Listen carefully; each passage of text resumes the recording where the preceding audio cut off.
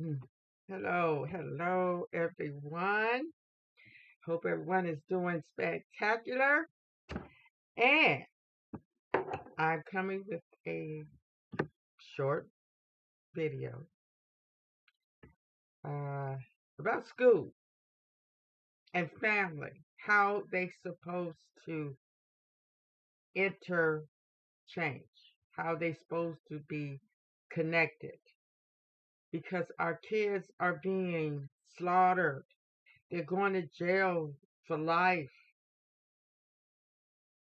They're ruining their life with smoking, drugs, alcohol, uh, just abuse. I mean, we have to start making sure our children are growing up to be um, people with a great future. And we are leaving it up to the people that causes the problem. We're leaving it up to them to solve the problem. That does never work. That will never work. We need a more holistic,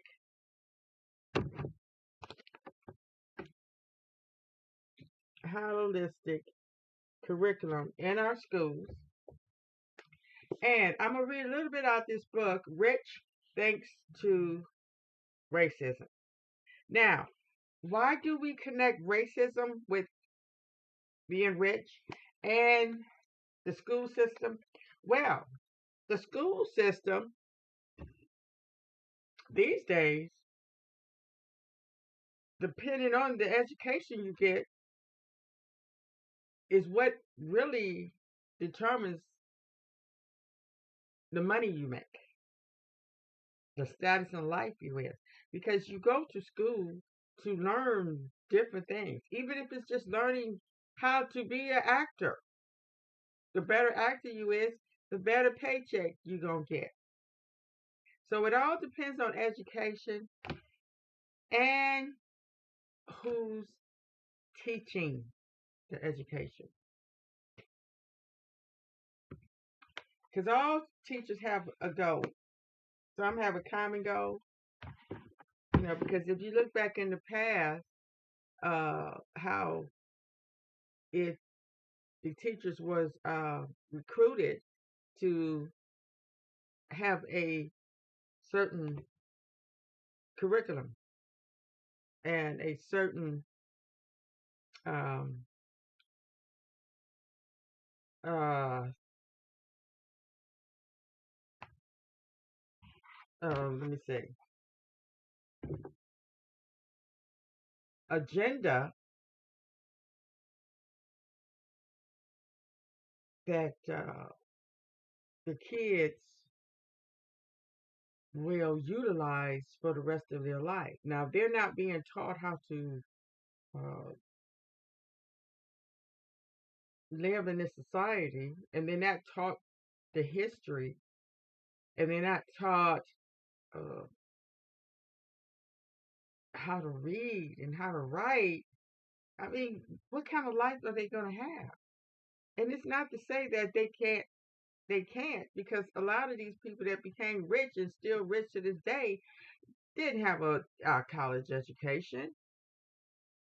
But we are becoming people, a tech society, and um, automation is taking the lead, because that time when kids, I mean, young kids too, and people could just go into a factory and make some good money, but that's not the case really no more. Um, and we're seeing that it talks about a national epidemic. A useful place to start at examining school privatization is with the impact it has on public school system. Now, since all that came in, they are trying to get rid of the school board. They are trying to get rid of public schools, really. And we're sitting back letting them do it. Because you know what happens when private people privatize certain institutions? They're not good for us and our children. They are good for them because they're trying to make money. So they're going to cut costs. They're going to put in their agenda. All across the country, public schools are being closed in huge numbers and essentially replaced with charter schools and voucher programs. Sometimes public schools are simply converted to charters. Other times, charter schools and voucher programs are brought in and put in direct competition with public schools. Regardless, it has produced a national epidemic of mass public school closures. For example, Chicago, at least 120 school closures since 2009. Detroit, more than 200 public schools closed since 2000. St. Louis, at least 44 schools closed in 2003. Kansas City, 28 schools closed in 2010. I see they're able to do this because we have the kids that are going to school now. A lot of them are in school in homes that are not really concerned, are not really educated, and really are just at the whims of these people. They don't really keep them informed of what's going on. And a lot of this stuff you have to get online to find out.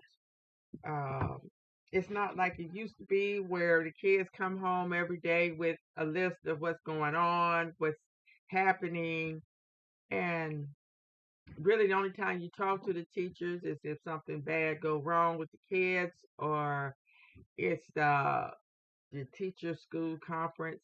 They don't even have PTA no more. It's really getting bad, and it's going to get worse because these kids that are going to school now are the ones that are going to be running the school board. And it goes on talking about Philadelphia, at least 29 schools closed since 2013. District of Columbia, at least 39 schools closed since 2008. Flint, more than 20 schools closed since 2003. Oakland, 24 schools closed beginning in 2019. While these public school systems are being decimated, the charter system within these and many other communities of color are expanding rapidly. For example, in addition to New Orleans, which is 100% charter, the school system in Detroit, Kansas City, and Washington, D.C. now have over 40% of their students in charter schools. Both Los Angeles and New York City now have more than 100,000 students in charters, while Miami, Philadelphia, Chicago, and Houston have at least 50,000. As can be seen in the table, one, the charter sector is rapidly swallowing up school systems in cities nationwide. Now, uh, okay, let's go on before we start talking about what is charter schools and why they want our kids going to charter schools. Charter schools also continue to spread to new states across the country. In particular, there have been remarkable increase in the number of students attending virtual charter schools or cyber charters, despite the notoriously poor quality of many of these schools. Additionally, state legislators and governors continue to push for more charter schools and expand the exemption of the charter schools enjoy from the regulations that public schools must follow. A number of states have also created or are considering creating state run school districts that take over schools deemed to be low performing. Typically, these initiatives have resulted in states converting large number of public schools within communities of color into charter schools.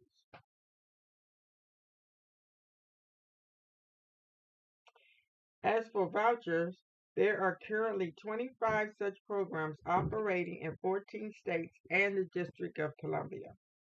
Voucher like programs that redirect public money to private schools, such as education savings accounts, scholarship tax credits, and tuition tax credits, are also proliferating.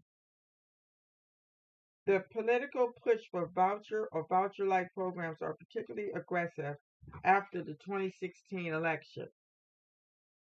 The Trump administration and Republican controlled Congress made the expansion of these programs a priority, and numerous other states attempted to create or expand voucher programs. Um,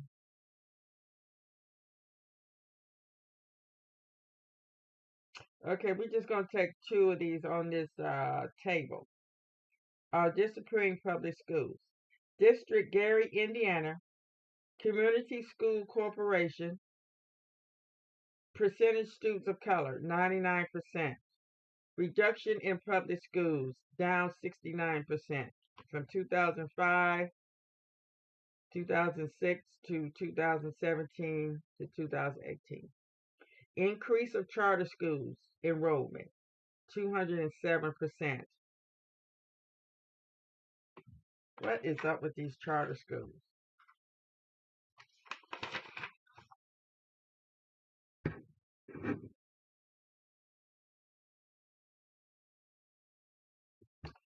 Okay. Within school privatization circles, replacement of public schools with charter schools or voucher programs is seen as a positive development. It is even celebrated, and there is seemingly never ending torrent of news stories and advocacy reports that highlight the success of charter schools and voucher programs, most of which focus on reportedly high standardization test scores and graduation rates.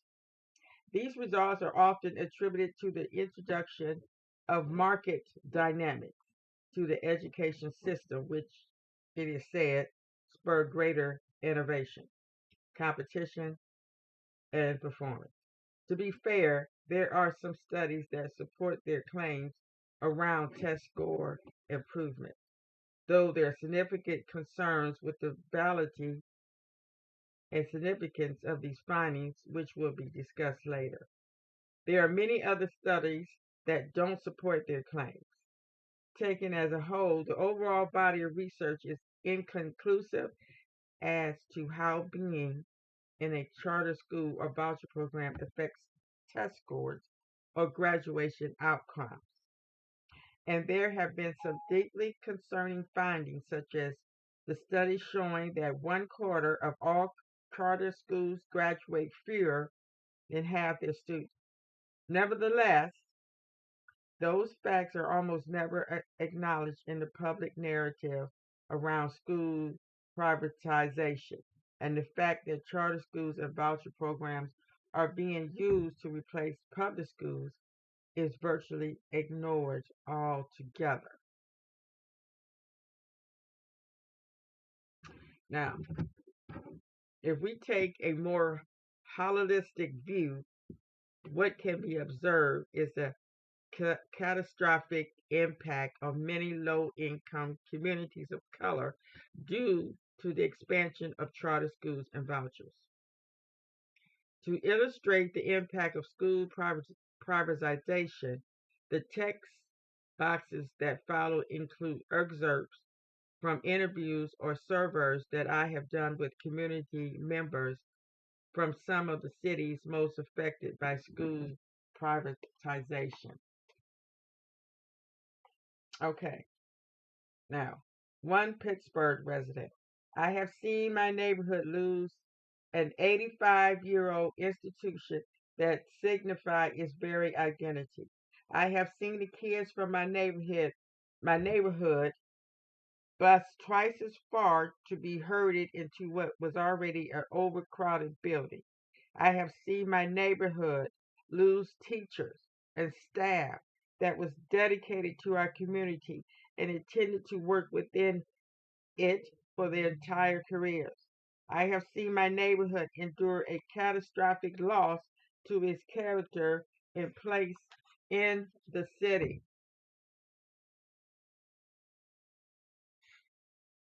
Public schools are typically the backbones of communities more than any other institution that connect people around shared goals and interests. Now, I'm going to stop right there. It's a lot we're going to get into. I'm going to try to cover this whole book. Now, we're going to put it all together why this is in the book called Rich Thanks to Racism. Because we're going to find out that they are using our race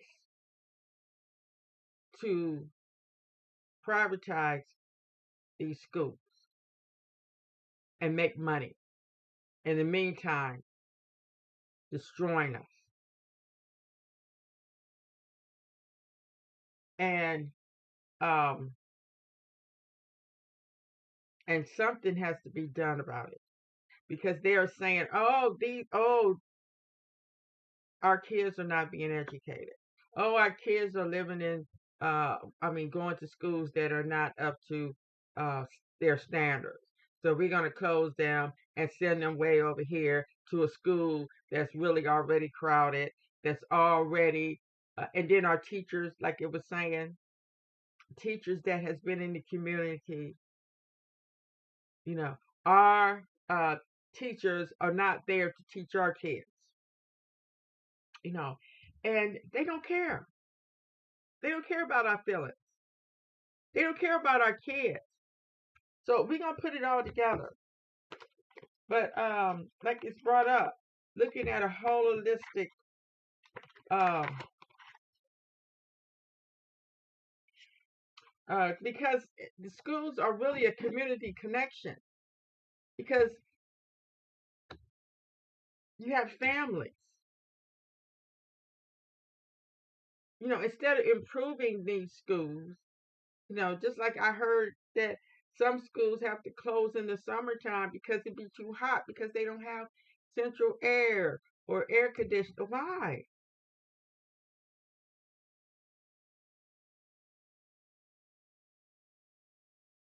Okay, so we're going to leave with this that community connection. See, the family and the school supposed to be connected from preschool to high school. The holistic curriculum should foster connections between student and community. The most immediate community for the student is the classroom. And cooperation education, with its emphasis on learning, teams attempts to foster community within the classroom. Ideally,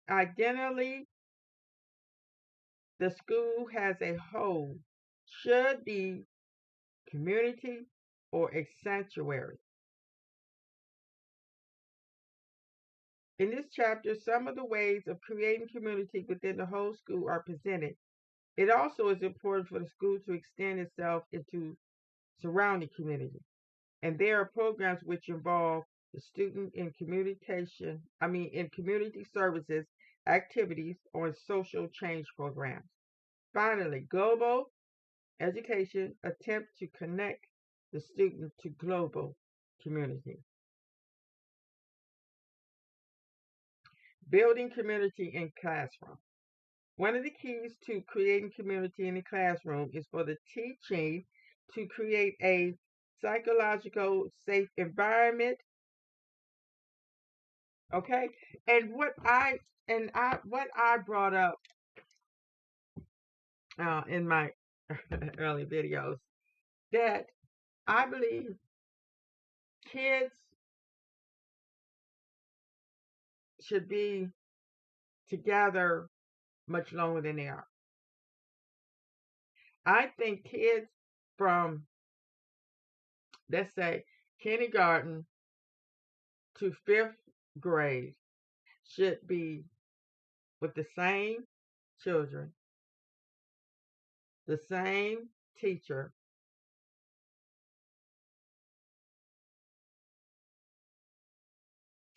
and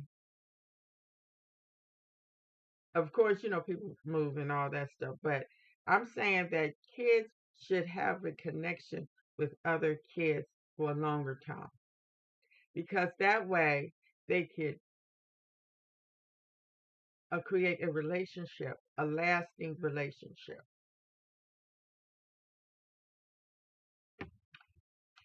And because by the time when kids hit like 13 or 14, they have they should have a community background. They should be able to relate to other people in a positive way and have a family. Parents should get to know one another, their classmates, family. It should be a community because that's how you create a loving community, a loving atmosphere that you care about your fellow students, your neighbors. Um, and we have to get together and say, no, you're not going to keep doing our kids like that. We know what's best for our kids.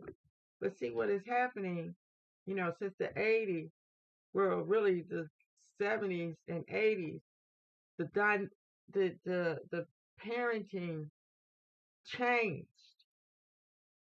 It was a lot of parents, young parents having kids, and most of these parents was not raised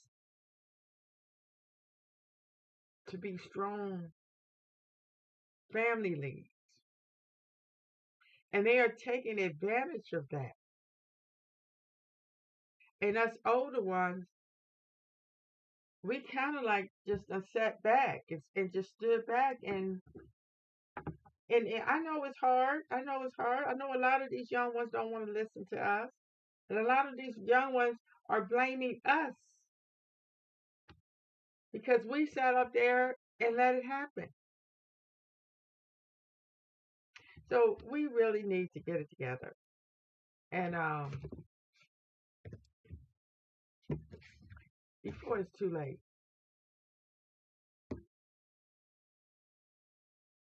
As you see what's going on. All right, thank you for listening. Leave comments, please subscribe, and let us keep this going because this school, the family, and all that connects our kids. Because as long as they're kids, we should be in control of what's going on in their life.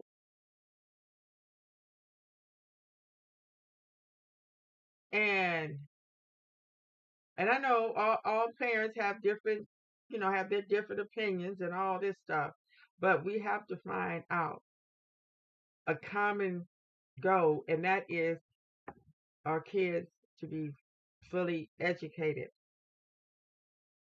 and to have that community based on mutual respect. All right. Thank you for listening.